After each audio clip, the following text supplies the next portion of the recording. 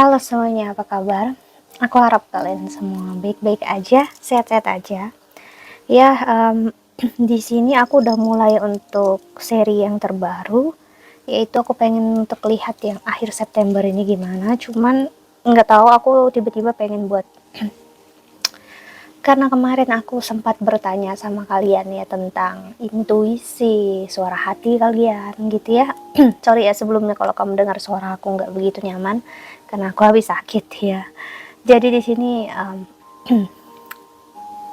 itu membawa ke sebuah pertanyaan karena jujur aku orangnya adalah pembelajar sekali ya, bukan karena aku ngerasa aku paling pintar, no, namun karena aku ngerasa dengan belajar aku menyadari banyak banget hal yang belum aku ketahui.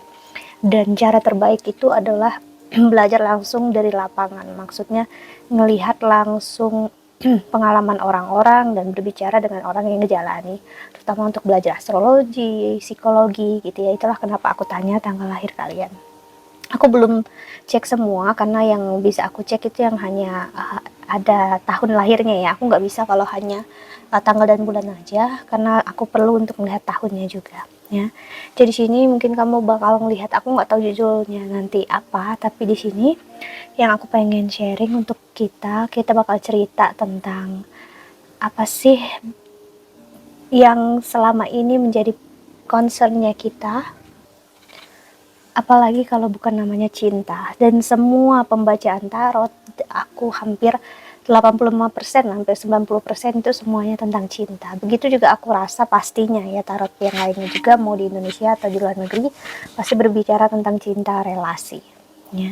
Jadi sini bagi kalian yang mengerti yang aku maksud adalah dimana kita semua adalah manusia biasa yang dilahirkan ya, diciptakan atau dibiarkan Tuhan ada di kehidupan ini. Entah kamu mau percaya akan reinkarnasi ataupun tidak, nggak masalah sama sekali, kita nggak membahas ke arah sana. Tapi yang pastinya kita lahir kita ada di dunia ini pasti kita membawa sesuatu tujuan, entah tujuan kita untuk merasakan cinta, melepaskan ego atau apapun juga. Cinta nggak hanya bentuk terhadap pasangan, tapi juga keluarga dan juga pertemanan, oke? Dan di sini kalau kita melihat tentang cinta, kita dari kecil diajarkan manusia itu nggak sendiri. Manusia itu ada jodohnya, udah ada yang diciptakan untuk setiap manusia gitu ya. Jadi kita kayak dibilang suatu saat nanti kamu besar, sekolah, menikah, itulah hidup kamu gitu. Kayak standarnya semuanya bakal kayak gitu. Dimanapun manusia dibilangnya seperti itu, ya kan? Tapi kita itu sebenarnya memang itu terlalu naif ya. Aku sendiri juga sering mendengar itu, dimana kalau kamu udah punya pasangan, ya kamu settle down, ya udah urusan kamu dengan apapun di luar diri kamu, apapun juga itu udah selesai. Sekarang waktunya kamu fokus untuk keluarga gitu. Terutama perempuan ya digituin biasanya. Tapi yang menjadi concernnya aku di sini adalah apakah benar setiap orang memiliki pasangannya, jalan hidupnya sendiri? Karena kalau kita melihat kenyataannya, nggak semua orang memiliki. Ya, satu, anak bayi yang meninggal dalam perut ibunya ataupun meninggal usia muda itu nggak memiliki pasangan, tidak menikah seumur hidupnya mereka ya. Jadi nggak bisa dibilang patoknya sudah pasti setiap orang punya pasangannya. Kedua, ada orang yang meninggal belum sempat menikah, itu ada sering banget. Dan aku ada kasus kemarin, aku lupa sih cari birth chartnya, tanggal lahir orangnya, yang pastinya orang itu dia akan menikah ya, sehari sebelum menikah dia meninggal sakit gitu. Jadi aku pengen tahu, berarti memang jalan takdirnya dia tidak memiliki pasangan atau dia tidak menikah di kehidupan. Jadi dia harus meninggal dalam posisi membujang sih. Jadi kalau dibilang cinta itu sudah pasti hanya soal pasangan, I'm sorry ya. Jadi sini aku bakal bilang perspektif atau cinta real, tentang cinta yang aku rasakan pribadi dan juga secara universe atau semesta selama aku belajar spiritualitas. Karena cinta bukanlah tentang penyatuan dua insan, pertemuan laki-laki atau perempuan atau siapapun ini yang menjadi satu itu adalah cinta. I'm sorry, enggak. Kamu bahkan punya cinta walaupun kamu sendiri aja. Betapa banyak kamu melihat yang gak tersorot seperti biksu, imam, atau biarawan-biarawati yang memang mendedikasikan hidupnya untuk sendiri, tapi mereka bahagia dan memberikan cintanya terhadap banyak semua orang.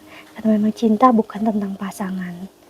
Ini yang diajarkan banget, dikasih lihat sebenarnya di dalam energi Twin Flames. Kalau cinta bukanlah sebuah penyatuan fisik. Cinta bukan berarti kamu harus bersama dengan dia, setelah itu menyelamatkan dunia, terus kamu happy, bahagia, ngasih lihat ke dunia cinta kami seperti ini. I'm sorry, no. Kalau kamu berharap seperti itu, kamu masih dalam fase naif, fase dimana kamu berharap semua hal yang kamu rasakan dan kamu inginkan adalah spesial. Itu adalah bentuk keegoisan kita. Aku pernah ada di posisi kamu, ya. Aku nggak terima kalau cinta aku nggak spesial, kasih sayang aku nggak spesial, karena begitu menyakitkan buat aku sih. Aku ngerasanya kayak gitu dulu, ya. Tapi makin kesini aku ngerasakan kenapa cinta ini harus aku paksakan untuk menjadi spesial kalau aku nggak mengerti akan cinta itu sendiri, ya. Sampai saat ini aku masih belajar, dan itu kenapa aku selalu bikin buat pembacaan Twin Flame Tarot, karena di sini salah satu pembelajaran terbesar ya buat aku, karena jujur komen kalian itu semuanya aku baca loh, walaupun aku nggak bisa balas satu-satu, ya.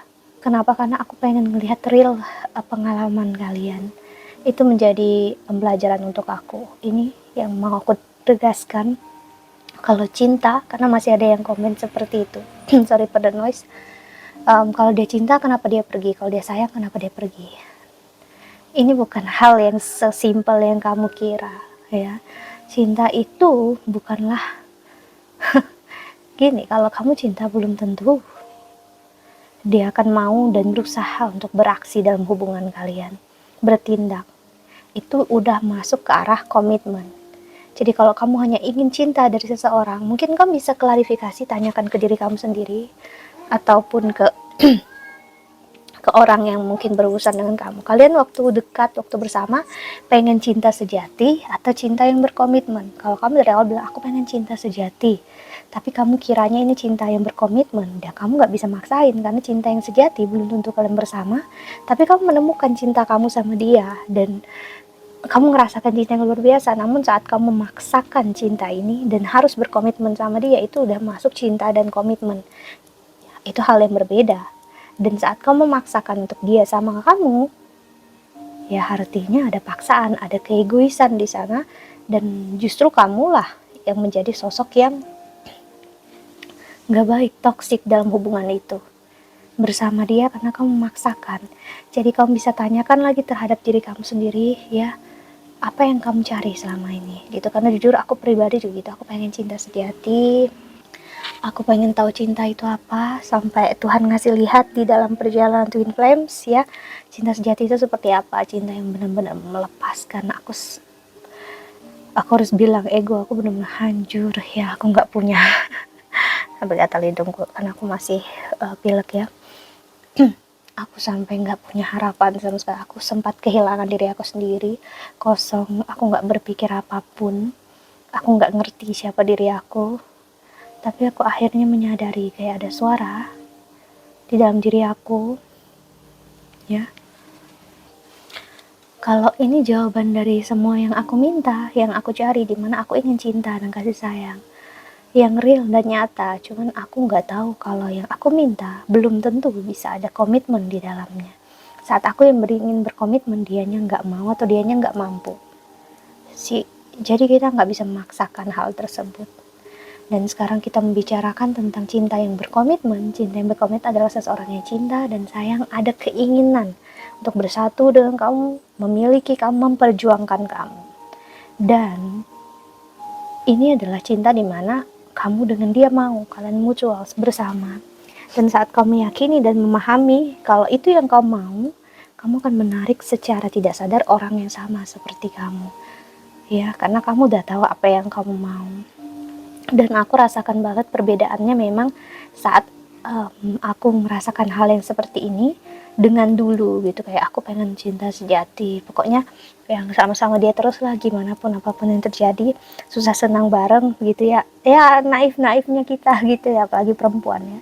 Jadi sekarang aku belajar untuk bukan matre, bukan realistis, tapi aku pengen untuk sesuatu yang benar-benar memang aku butuhkan, yang memang aku mau. Nggak perlu untuk make sense di dalam diri orang lain, tapi untuk make sense untuk aku dan orang yang aku butuhkan. Dan maksudnya adalah apa yang aku butuhkan ada di dia dan dia butuhkan ada di aku sih.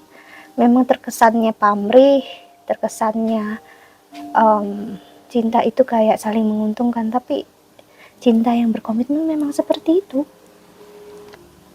Karena kalau dia nggak mendapatkan sesuatu dari kamu, dia nggak akan bisa bertahan, dia nggak akan bisa berkomitmen terus dengan kamu. Kenapa? Karena itu menjadi um, suatu saat bisa menjadi alasan dia untuk pisah dari kamu.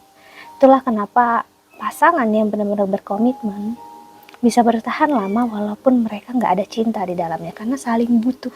Ada energi, entah butuh um, mungkin seksualnya atau keuangannya, walaupun cintanya nggak ada di dalam atau cintanya udah luntur. Tapi seseorang yang bertahan karena cinta, ya, itu kemungkinan besar, besar banget malah bercerainya, berpisahnya, gitu.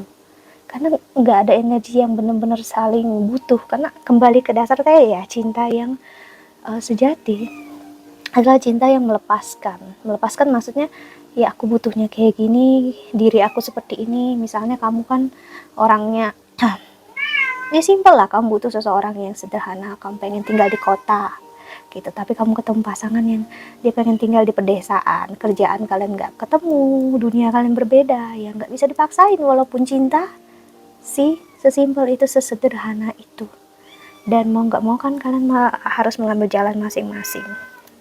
Beda jika kamu bersama dengan seseorang yang mungkin kalian berdua memang dunianya berbeda, ya dia dari kota, kamu dari kampung, tapi dia yang dari kota itu mau ikut kamu, dan kamu yang dari kampung mau untuk ikut dia. Kalian berdua sama-sama ingin mengenal dunia kalian masing-masing. That's different, ya itu berbeda. Jadi sebenarnya cinta dan kasih sayang, komitmen, semuanya itu simple, sederhana saat kita benar-benar tidak mencoba memasukkan ego yang berlebihan di dalamnya. Kita harus melihat kalau kita menginginkan sesuatu atau ego kita besar di dalamnya, kita harus juga belajar untuk melepaskan ego kita yang besar.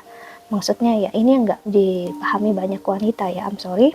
Inilah kenapa banyak terjadi kasus perempuan menjadi orang ketiga ya dalam suatu hubungan dan dia happy. Maksudnya dia menjadi simpanan atau gimana, karena dia butuhkan komitmen, yaitu komitmen keuangan dari seseorang yang udah pasti, yang udah berkomitmen dengan pasangan orang lain, karena dia ngerasa aman dan nyaman dalam hubungan itu gitu. Padahal cintanya nggak ada di dalamnya, dan sayangnya nggak ada ya. Dan kalau ditanya cinta ataupun bukannya, dia nggak akan bisa benar-benar menjelaskan ya. Tapi untuk ada di dalam komitmen itulah rasa aman itu yang dibutuhkan sang wanita ini. Dan itu pilihan orang masing-masing ya.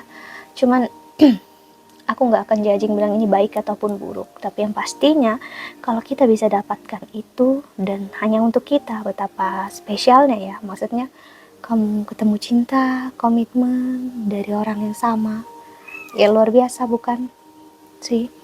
Jadi ini yang aku rasakan, perubahan drastis, terutama mulai dari masa pandemi ya, bagi aku pribadi sampai sekarang, dimana saat aku berkomitmen untuk mencintai, menyayangi diri aku sendiri, untuk memberikan yang terbaik dengan diri aku sendiri, orang-orang yang dekat dengan aku juga, yang mendekati aku juga orang-orang yang mempunyai value yang sama.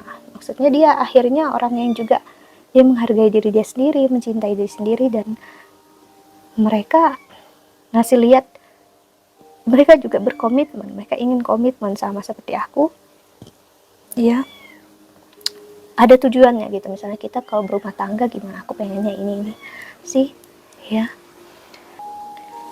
Ya, jadi dia udah tahu apa yang dia mau karena kamu juga tahu apa yang kau mau ya. Jadi cintanya nggak lagi hanya berbentuk kayak harus spesial, soulmate atau apapun juga, twin flames, no. Tapi ini tentang cinta yang real, cukup untuk kamu, mau kamu sebutnya apa, tapi kalau ini perfect untuk kamu nggak masalah sama sekali tuh. Karena apapun yang make sense, apapun yang masuk akal ya hanya untuk kalian berdua. That's it. Orang-orang di luar sana nggak perlu untuk tahu, ya. Yang menjadi jebakan bagi seorang perempuan adalah kamu bertahan di dalam seseorang yang belum tentu dia mungkin memberikan kamu cinta, tapi dia nggak memberikan kamu komitmen. Hati-hati di situ. Kamu bertahan karena cinta tanpa kamu tahu komitmennya apa dan sampai kapan. Itu mengurangi value diri kamu, di mana kamu akhirnya hanya duduk diam menunggu. Jadi ini memang untuk kita, apalagi aku lihat 70-80% penonton aku memang perempuan. Di sini bukan aku mengajarkan gimana-gimana, tapi aku hanya pengen ngasih lihat untuk kamu bertahan, berkomitmen dengan orang yang juga ingin bertahan dan berkomitmen sama kamu dan juga cinta sama kamu, bukan kamu cinta sendirian. Karena itu sangat menyakitkan, karena mau berapa tahun pun kamu sama dia nggak akan gimana, karena itu sudah jadi cerminan hubungan kamu dengan dia di masa depan, nggak akan berubah, ya sih. Jadi di sini aku sharing tentang cinta, komitmen, ya ini untuk membuka mata hati kita ngelihat cinta dengan real, bukan kenyataan yang menyakitkan gitu, tapi aku pengen kita ngelihat dengan real cara pandangnya kita sebagai manusia biasa aja, simple gitu, nggak perlu untuk cara pandang orang sebutnya apa, no. Dari kitanya aja gitu. Ini kayak aku seorang adik atau kakak kalian yang mungkin aku sedikit tahu daripada kalian, yang aku nggak mau aja kalian merasakan hal yang sama kayak aku sih gitu. Kalau aku mau ya aku biarin aja gitu, tapi aku tahu betapa sakitnya di situ, ya. Karena bertahan dengan, iya kita nggak bisa bilang ini dia salah, dia toksik atau apa, no. Jangan menyesali apapun yang terjadi dalam hidup kamu, itu adalah obat yang terbaik untuk moving on. Jujur aku pribadi nggak pernah menyesali apa yang terjadi, ya nggak berusaha ngomong buruk juga tentang orang di masa lalu aku, terutama di sosial media, karena aku nggak mau, karena gimana pun dia pasti pernah baik sama aku gitu. Dan apa yang terjadi cukup aku dengan dia yang tahu dulu, dan ya udah gitu, nggak perlu aku bicara gimana pun, dan aku nggak perlu membenarkan diri aku, karena simpel sederhana kita udah nggak bisa sama-sama gitu aja, ya. Dan aku ikhlas karena dengan apa yang terjadi ya menuntut aku ke arah saat ini. Tetapi kalau seseorang masih belum bisa melepaskan itu dan mengatakan hal-hal buruk, ya berarti dianya yang memang masih belum siap untuk kehilangan kamu. Karena mendapatkan perhatian kamu ya dengan cara membicarakan hal buruk tentang kamu. Karena hal baik tentang kamu itu sudah terlalu baik, jadi dia nggak bisa deny-nya, menolaknya, ya akhirnya dia ungkapkan dengan hal-hal yang buruk sih. Tapi dengan mencari pembenaran, misalnya aku selingkuh karena ini, atau kita pisah karena ini, no, stop gitu ya. Aku harus bilang kayak gitu, mau dianya pun yang salah, dia yang selingkuh atau gimana pun, lebih baik ikhlaskan. Walaupun misalnya dia yang selingkuh, dia memilih orang lain atau apapun juga, whatever the cases, ya berarti udah jalannya gitu. Nggak perlu menilai baik dan buruk, ya, karena gimana pun kita semua membawa nilai negatif dan buruk dalam diri kita sendiri untuk dia, ya. Nanti mungkin aku bakal share di tambahan yang lain, ya mungkin bagus ya. Yang pastinya itu cara aku yang paling aku bisa bilang kenapa aku bisa moving on secepat itu ya. Waktu itu walaupun sempat drop, tapi ya aku bisa bilang jauh lebih baik daripada beberapa tahun lalu sebelum aku mengenal tarot. Okay, so that's it. I think that's all aku harapin membantu. Thank you so much for watching. Doa terbaik untuk kalian semua di luar sana. Bye bye, see you in the next video. Jaga kesehatan, ya.